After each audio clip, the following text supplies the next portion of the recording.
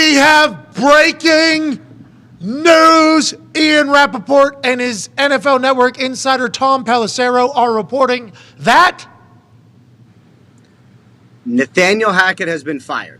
Damn! Just one day after Russell Wilson posts a 3.7 QBR, his lowest QBR in 187 games played in the NFL. Nathaniel Hackett, in his first year as a head coach for the richest owner in the NFL, the owner of the Denver Broncos, has been canned one day after Christmas. Didn't even make it to the new year. This guy, who is beloved by the players in Green Bay and everybody he's ever worked with in the past, actually grew up as a legacy West Coast offense fucking brain, with his dad instituting a lot of the West Coast offense strategies and techniques. Nathaniel Hackett and Russell Wilson went together like oil and water, peanut butter and ketchup. Those two were terrible. He's out. Russ stays. The Broncos are in a state in which they could have never fathomed this past offseason. They sign a quarterback, trade for a quarterback. It has been said that if they got a good quarterback, that roster, with that defense, with all the weapons around the quarterback, they'd win the fucking Super Bowl. They bring in an offensive guru.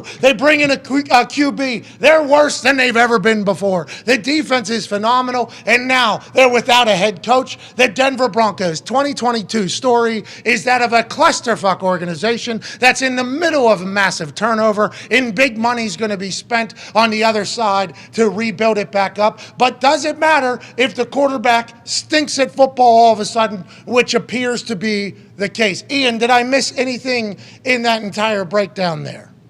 No, I think you nailed it. And look, this was inevitable, right? I mean, Nathaniel Hackett was going to be fired. It was a case of, end of the regular season, or now you put the product on the field they did yesterday on national TV, a standalone audience. It was so bad. Guys were fighting on the sidelines. I mean, it was a mess. I had someone tell me it was one of the most disorganized and volatile sidelines that they've seen. It's all a mess. And is there a point to firing him now? No. But there's no point in keeping him. I think it is. I think there is a point. I think there is a point. This is new ownership who did not hire Hackett. New ownership came in after Hackett had already been hired as the head coach. Also after Russell Wilson had been traded for, but I believe they paid him. They decided to pay him before he even took a snap. So they certainly latched their wagon to Russell Wilson in this particular marriage. Russell's making terrible reads. Russell's throwing bad balls. Russell's played the worst football he's ever played. Is that because Nathaniel Hackett's bad? Is that what everybody's thinking? Or do you think Nathaniel Hackett, as soon as he heard he was fired, was like, thank God? No, he knew. I mean, everybody knew, right? I'm sure for Nathaniel Hackett, there's a little bit of relief now. You've seen him in those press conferences, right? I'd say. He walks up there and it's taking a beating from the press.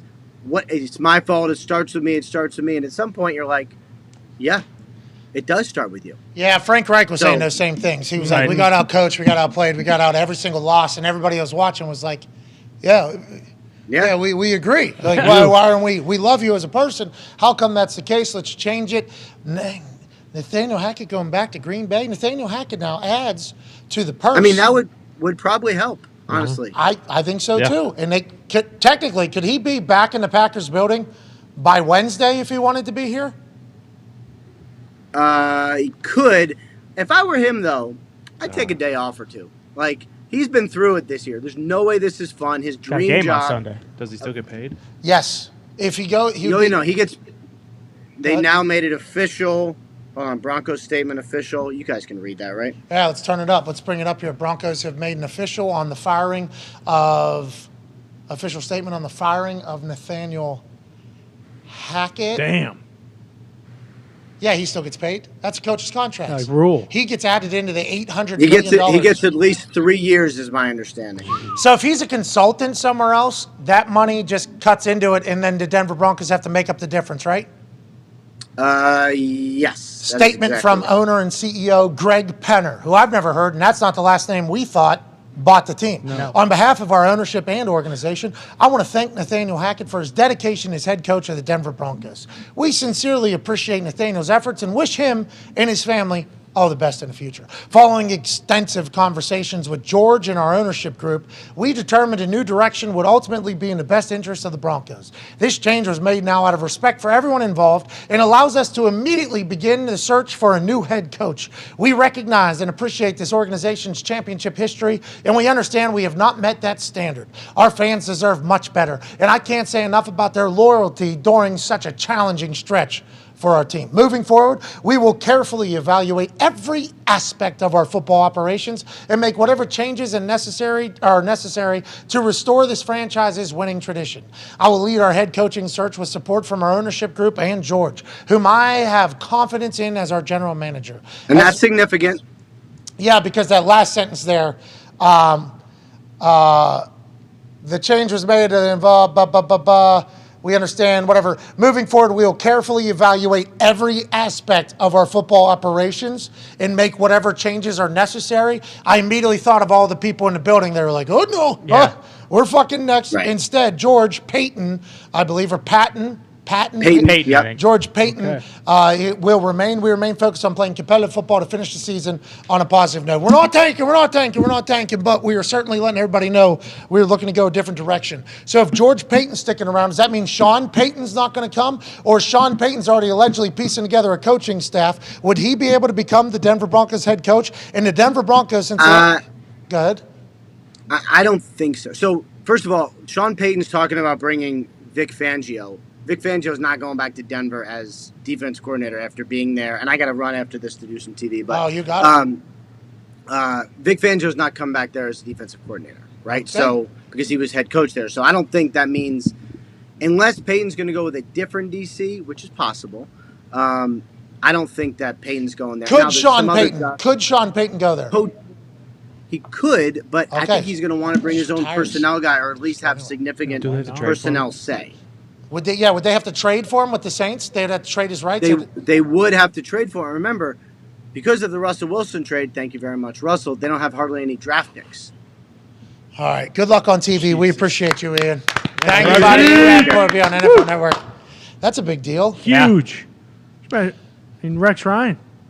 About Rexy up in Denver whipping Russ Wilson into shape. You think Rex and Russ Wilson? I don't think so. I don't know if anybody is going to work with Russ Wilson. Russell is fucking terrible at football right now. bad. Yeah. He's bad. And obviously off the field, there's a lot to be said about Russell Wilson. Some decision-making things are certainly questionable. The danger witch coming on the heels of the Let's Ride and everything else that has taken place certainly gave us a lot of ingredients for this guy sucks fodder. Now, I don't know Russell Wilson personally. I met him one time. It was a good handshake, good dap up. But yesterday, Russ was like Santa. He was giving interceptions to everybody. And they weren't just like, normal interceptions. They were like punts being thrown on primetime television for his worst QBR that he's ever had in his entire career. So this season, Nathaniel Hackett and Russell Wilson, they were talking about growing pains. We're trying to learn each other's offense while everybody else on the team is also trying to learn each other's offense. Isn't the normal where the offense is there, Tom Brady goes in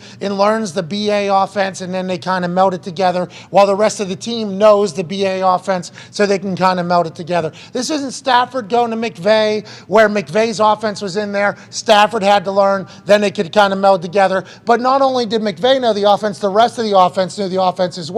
So it was just one person trying to adjust. Tom Brady, one person trying to adjust. Peyton Manning going over to Denver, one person trying to adjust. Russell Wilson going to Denver, it was Hackett trying to adjust, Russell Wilson trying to adjust, and the rest of the team not knowing what the fuck to adjust to all at the same time. Growing pains.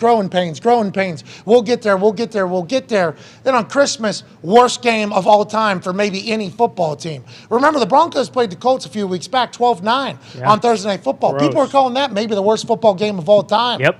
Russell Wilson said, just wait. There's more. It has gotten real bad. How do you make that place good again? I have No idea. How do you get everybody on that team that you're committed to that's good on the defensive side to buy into the Russell Wilson experience after what this first year has been, and you've given him more money than you've given everybody else? I don't know how you fix that problem over there. I guess if Russell just kind of snaps out of it, snaps back into it, and snaps into an offense that he knows and maybe they can put in, maybe they hire Schottenheimer to be the offense coordinator, who was the offense coordinator when he was cooking at his highest, and they fired Shoddy, and Russ Team 3 got pissed off or whatever. Maybe they do that. I don't know how you fix it in Denver. They got all the money in the world, and I'm not sure that's going to help. Well, you look at it, too, like we've talked about. I mean, sometimes, like for whatever reason, things just won't go right, but he is literally falling off a cliff. Like, you look at his stats, they are so bad. And then it's the eye test, too. It's not just like, oh, he's still trying to kind of, get you. Like, he looks like a completely different player than he has in the past. And it almost seems like with Hackett, they put all of their chips into the, hey, we're going to hire Nathaniel Hackett, and he's going to get Rodgers. And those guys already have a great relationship. They have chemistry. They know what each other like to do. And then when that didn't happen and Rodgers re-signs with the Packers, it's like, oh, we kind of fucked ourselves. Oh, well, Russ is available. Let's go get him. Like, it really does seem like they put all their chips into getting Rodgers, and then when that didn't work out, they're like, okay, well, now we got to make this thing work with Russ. That's an incredible point. So, because you remember the opening press conference, Hackett saying a lot to sell Russ. Yeah. Hackett was trying to tell himself. I think so. Hackett was trying to sell himself on the whole thing, and he did an interview at halftime of the game, and he said, yeah, we can't have the turnovers or whatever. Got to be able to keep the ball. Everybody else is doing that. Follow up, Russell Wilson. Russell Wilson just had one of his worst picks. Yeah, we need Russ to hang on to the ball. Obviously, that's a whole thing. And Hackett has been very professional, I think, through this. Yeah. I think he has taken it on the shins a lot. He has seemingly just been the big dumb dipshit up there. Right. Yeah. Hackett knows football, and the reason why we'll never hear any of the story or Hackett's side of it, it's because he comes from the football family and it'll never get exposed. I'd love to hear his real thoughts. Oh, yeah. I would love to hear his real thoughts on his first real opportunities being an NFL head coach and it going abysmally. Couldn't have gone any worse than how it went. Yeah, or just the other players on the team. Like, I think it was either last week or 2 weeks ago where Purcell's jogging off the field and Russ is saying something and he gets in his face basically like, hey, figure it the fuck out. Like, I feel like there's a bunch of players in that locker room, and we'll probably see it this offseason, who either leave or kind of say something that can tell us somewhat of the player's real opinion about Russell Wilson, because, like you said, they pay this guy more money than anybody on that entire team, probably most than most of those guys combined before he plays a snap, and then he comes in and he's the reason why this team isn't good. Like, it's the same stat with the Tampa Bay Buccaneers a couple years ago. How many games have they lost by one possession? Because there was the, hey, if they scored 17 points a game, they would be 9-1 or whatever. But how many of those were just one possession games where they just completely blew it?